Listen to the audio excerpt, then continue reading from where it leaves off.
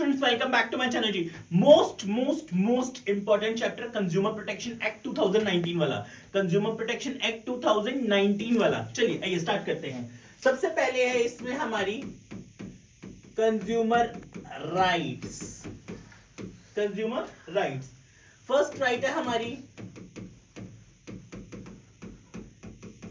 Right to safety, second है हमारी right to be informed, third right है हमारी right to choose,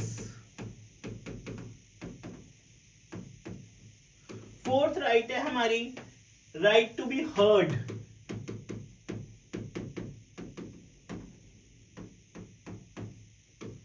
fifth right है हमारी राइट टू बी इन्फॉर्म्ड,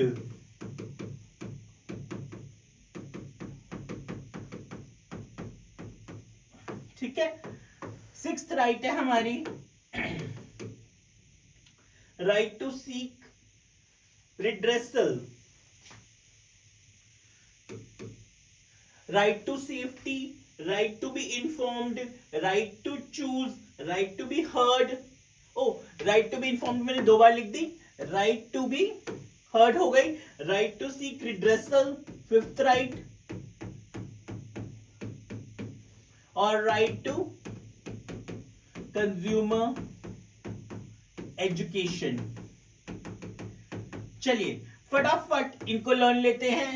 चलिए आते हैं हमारी कंज्यूमर की 6 राइट्स, हमारी कंज्यूमर की 6 rights, right to safety, right to be heard, right to choose, right to seek redressal, right to consumer education. एक और है right to save, right to be informed, right to safety, right to be heard, right to choose, right to seek redressal, right to consumer education. फिर से 6 rights है हमारी, ये रट्टा मार लेते हैं 6 rights, right to safety, right to be heard, right to choose, right to seek redressal, right to be informed, right to consumer education. देखिए आप लोगों को केस बेस्ड क्वेश्चन होगा, उस केस बेस्ड क्वेश्चन में आइडेंटिफाई करना है कि सही राइट कौन सी लग रही है। जैसे मान के चलिए अल्टीमेटली एक प्रोडक्ट है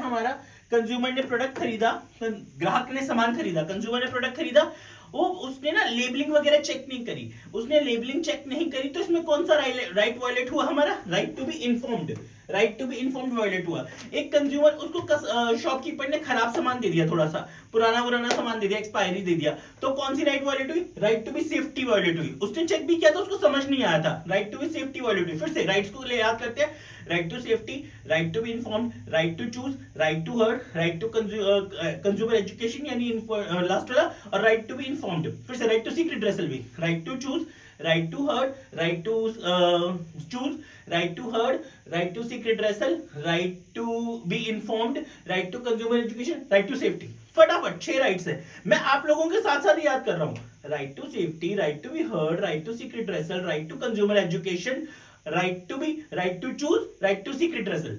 चलिए फटाफट 6 राइट्स हमें याद हो गई हैं। अगले पॉइंट पे आते हैं, नेक्स्ट पे मूव करते हैं।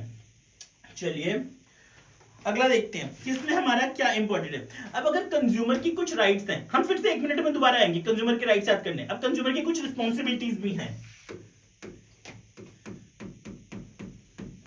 कंज्यूमर की कुछ रिस्पॉन्सिबिलिटीज भी हैं। कैसी रिस्पॉन्सिबिलिटीज है कंज्यूमर की? फर्स्ट है सबसे पहला, B aware about various goods and services available. B aware about, मैं आपको ना कंज्यूमर की रिस्पॉन्सिबिलिटी सारी एनसीईआरटी वाली करवा रहा हूं, एक बार ध्यान दीजिएगा।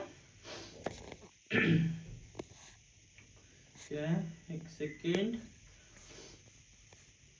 हाँ जी, हमारे पास है कंज्यूमर की रिस्पॉन्सिबिलिटीज। कंज्यूमर की रिस्पॉन्सिबिलिटीज कौन सी हैं? Consumer should also keep in mind his responsibilities while purchasing, using and consuming goods and services. कौन कौन सी रिस्पॉन्सिबिलिटीज है कंज्यूमर की? चलिए देखते हैं। सबसे पहली रिस्पॉन्सिबिलिटी है be aware about various goods and services available. Be aware about various goods and services available. Buy only standardized goods. Buy only standardized goods. Standardized goods. ठीक है। तीसरी labels carefully. Read labels carefully. Fourth, be honest in your dealings. ठीक है. Fifth आते हैं, ensure a fair deal.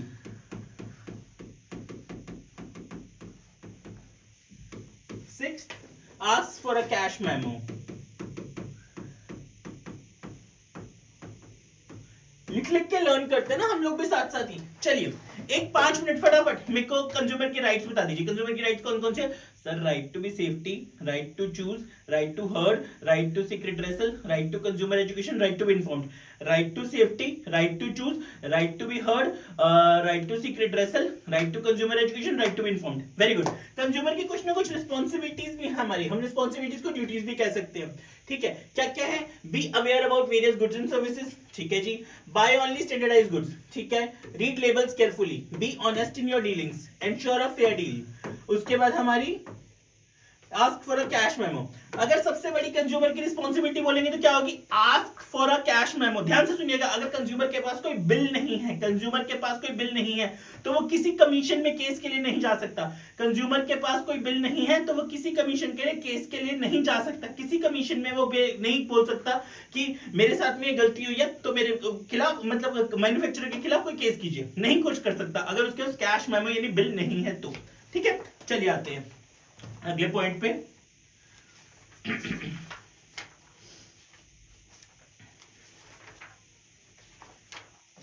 अपना हमारे इसमें एक हमारा ना 3 टायर रिड्रेसल सिस्टम है. ध्यान से देखिएगा. 3 टायर रिड्रेसल सिस्टम या फिर हमारी एक मशीनरी है. आप लोगों को पता होगा वो वाले question, state commission, national commission, district commission वाला पॉइंट. ध्यान से, जो इसको हम बोलते हैं 3 टायर कंज्यूमर रिड्रेसल सिस्टम या 3 टायर कंज्यूमर रिड्रेसल मशीनरी. ठीक है. अब हम इसको ध्यान देंगे. सबसे पहले हमारी ना फर्स्ट है डिस्ट्रिक्ट कमीशन.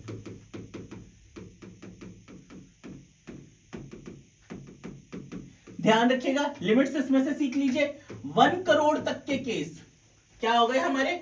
1 करोड़ तक के केस जो होते हैं हमारे, जो 1 करोड़ से एक्सीड नहीं होंगे, मतलब कि हमारे अगर जो भी 1 करोड़ तक के केस हैं, जो भी हमारे 1 करोड़ तक के केस हैं, वो सारे के सारे कहां रहेंगे? हमारे डिस्ट्रिक्ट कमीशन के अंदर. और उसकी ना टाइम लिमिट भी है. टाइम लिमिट है 45 डेज. ध्यान से, आप लोगों को एमसीक्यू में आ सकता है 1 करोड़ तक के केस कहां रहेंगे? हमारे डिस्ट्रिक्ट कमीशन में. ठीक है जी. अब उसके बाद में जो अगले केस है हमारे, उसमें डेज भी है. सॉरी, इसमें डेज भी है. डेज का एक पॉइंट है हमारा कि इसमें ना हमें डिस्ट्रिक्ट कमीशन के बाद any person aggrieved by any order made by the district commission may prefer an appeal against such order to the state commission on the grounds of facts or law within a period of 45 days from the date of the order. मतलब district commission से हम अगली जो दूसरी है state commission, इसमें कब move कर सकते हैं?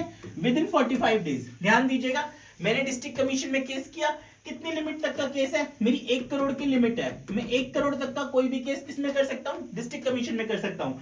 पर डिस्ट्रिक्ट से मैं स्टेट में कितने दिन में जा सकता हूँ? 45 डेज के अंदर अंदर. ध्यान से, 1 करोड़ 45 डेज के अंदर अंदर मैं डिस्ट्रिक्ट से स्टेट में मूव कर सकता हूँ. ठीक है. अगला आते हैं जो है हमारी सेकंड पार्ट, स्टेट कमीशन. अगली है हमारी स्टेट कमीशन. 1 करोड़ से 10 करोड़ तक के, 1 करोड़ से 10 करोड़ तक के जितने भी केसेस हैं ये हमारे किसके अंदर आएंगे? स्टेट कमीशन के अंदर. 1 करोड़ से 10 करोड़ के 1 CR to 10 CR के जितने केसेस आएंगे किसके अंदर आएंगे? स्टेट कमीशन के अंदर. और इसकी लिमिट कितनी है? स्टेट से हम नेशनल के पास कितने दिन में जा सकते हैं? 30 डेज. इसकी लिमिट है हमारी 30 डेज. ऐसे याद रख लीजिए, district commission limit 45 days, state commission limit 30 days. ठीक है. अगला आते हैं, थर्ड है हमारा नेशनल कमीशन. ध्यान दीजिएगा, थर्ड वन है हमारा national commission. Above 10 crore case, above 10 crore के जो भी केसेस होंगे वो कहां जाएंगे? नेशनल कमीशन में. और इसकी लिमिट क्या है? 30 डेज. इसकी भी लिमिट क्या है हमारी? 30 डेज. मतलब अगर मैं नेशनल कमीशन के किसी जजमेंट से सेटिस्फाई नहीं होता हूं तो मैं 30 डेज के बाद कहां पे केस कर सकता हूं? सुप्रीम कोर्ट में। फिर से लेते हैं 3 टायर रिड्रेसल सिस्टम को, हमारे 3 टायर कंज्यूमर के रिड्रेसल सिस्टम को समझते हैं। पहला डिस्ट्रिक्ट कमीशन, ठीक है sir, district commission up to 1 crore तक के केसेस कहां जाएंगे? डिस्ट्रिक्ट कमीशन में।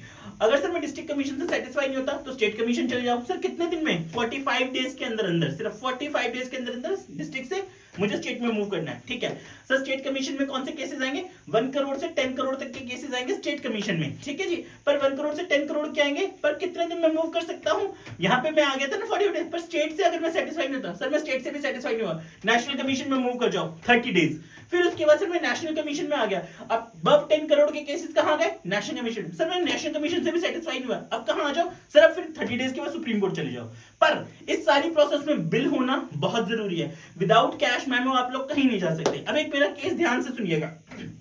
मान लो अगर आपको पूरा केस है, पूरा केस बेस्ड का क्वेश्चन है, उसमें आपको बोला हुआ है कि कोई कंज्यूमर के साथ कुछ गलत हुआ, मैन्युफैक्चरर ने किया। अब कोई हम ऑर्गेनाइजेशन के पास जा रहे हैं, वो ऑर्गेनाइजेशन हमें हेल्प कर रही है केस लड़ने में। ध्यान से, किसी कंज्यूमर के साथ कुछ गलत हुआ, वो मैन्युफैक्चरर के खिलाफ कुछ केस करना चाहता है। अब कोई ऑर्गेनाइजेशन के पास हम गए, वो ऑर्गेनाइजेशन हमें हेल्प कर रही है, how to prepare a case, सब कुछ। उसका आंसर है एनजीओ, उसका आंसर है हमारा एनजीओ।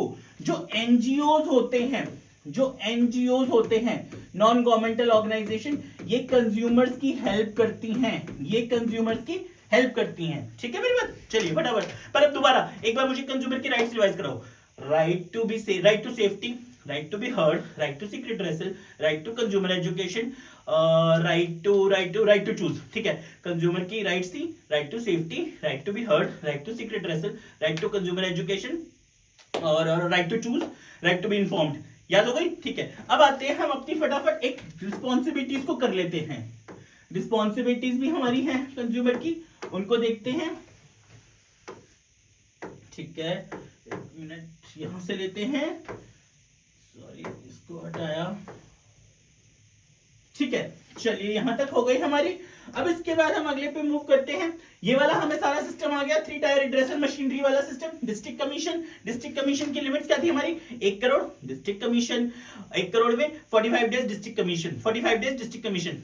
दूसरा डिस्ट्रिक्ट कमीशन से किस पे मूव कर गए हम? स्टेट कमीशन पे। स्टेट कमीशन की हमारी लिमिट आ गई, state commission, state commission, state commission आ गए 1 करोड़ से 10 करोड़ तक के 30 डेज, ठीक है। फिर नेशनल कमीशन में मूव करके अबव 10 करोड़ चले गए, 30 डेज अबव। नेशनल कमीशन से कहां जाए? सुप्रीम कोर्ट में, ठीक है। अब एक छोटा सा इंपॉर्टेंट और क्वेश्चन है, हमारी इंपॉर्टेंस क्या है कंज्यूमर प्रोटेक्शन की। इस चैप्टर के मैं आप लोगों को कीवर्ड्स रट्टे करवा रहा हूं, प्लीज ध्यान से देखिएगा, प्लीज ध्यान से। एक पॉइंट आता है हमारा इंपॉर्टेंस,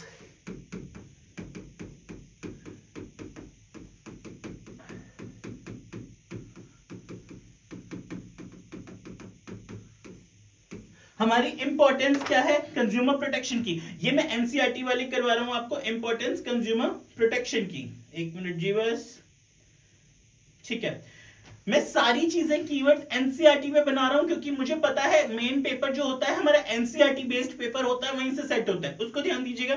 सबसे पहली है हमारी importance, it is in the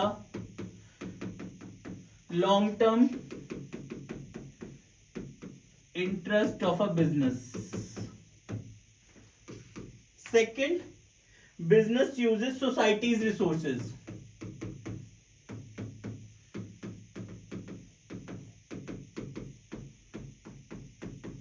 ठीक है।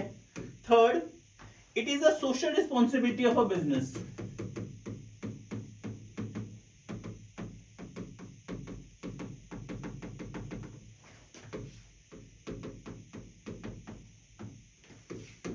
Fourth, it has moral justification.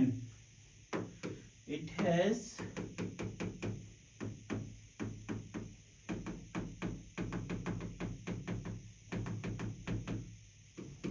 fifth, it avoids government intervention.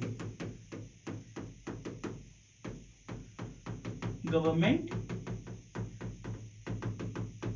ठीक है। चलिए ये 5 फटाफट इंपॉर्टेंस करते हैं हम, हमें रिवाइज हो जाएंगे, फिर हमें राइट्स भी करनी है revise. It is in the long term interest of a business. Importance क्या है कंज्यूमर प्रोटेक्शन की? It is in the long term interest of a business. Business uses societies resources, it is a social responsibility of a business, it has moral justification, it avoids government intervention. ये क्या आ गया question? ये आ गया हमारा government मतलब हमारा consumer protection की importance का। चलिए फिर से मुझे एक बार राइट्स दे दीजिए। Right to safety, right to be heard, right to choose, right to seek redressal, right to consumer education, right to be informed. इस चैप्टर की जान है कंज्यूमर राइट्स। रिस्पॉन्सिबिलिटीज हमने कर ली, इंपॉर्टेंस ऑफ कंज्यूमर प्रोटेक्शन। एक बार फटाफट 3 टायर रिड्रेसल मशीनरी वाला कर लेते हैं। चलिए डिस्ट्रिक्ट कमीशन 1 करोड़ 45 डेज, ठीक है, 1 करोड़ की limit 45 days. District commission 45 days क्या है? डिस्ट्रिक्ट से अगर हमें स्टेट में मूव करना है कितने दिन के अंदर? 45 डेज। दूसरा स्टेट कमीशन, स्टेट कमीशन में आ जाएंगे 1 करोड़ से 10 करोड़ 30 डेज, 1 करोड़ से 10 करोड़ 30 डेज। तीसरा सर अब हमें मूव करना है स्टेट से हमें नेशनल पे आ गए, हाँ जी, अबव 10 करोड़ के सारे केसेस किस में जाएंगे? नेशनल में, तो उसकी भी लिमिट कितनी? 30 डेज। पर नेशनल से जाएंगे कहां? Supreme court. पर इन सब के लिए हमारे पास कैश मेमो होना चाहिए। देखिए मैं बहुत मेहनत कर रहा हूं काफी तेज आपको लर्न करवाने में। तुरंत ये चैप्टर रिवाइज कीजिए, नेक्स्ट क्लास में फटाफट हम बिजनेस एनवायरनमेंट करेंगे। Thank you very much, thank you.